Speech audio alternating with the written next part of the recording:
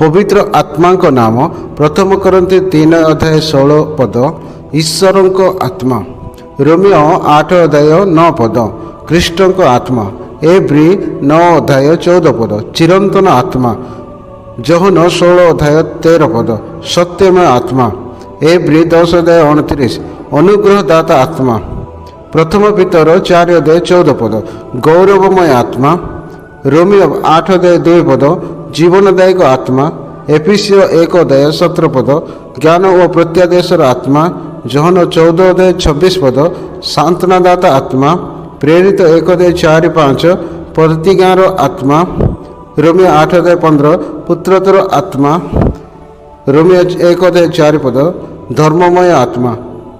द्वितीय करंती 4 अध्याय 13 पद विश्वासजनक आत्मा। ईश्वर आपको आशीर्वाद करंतु। पवित्र आत्मा नाम प्रथम करंती 3 अध्याय 16 पद ईश्वर आत्मा।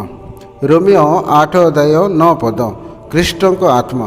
एब्री 9 अध्याय 14 पद चिरंतन आत्मा। जहन 16 अध्याय 13 पद सत्यमय आत्मा।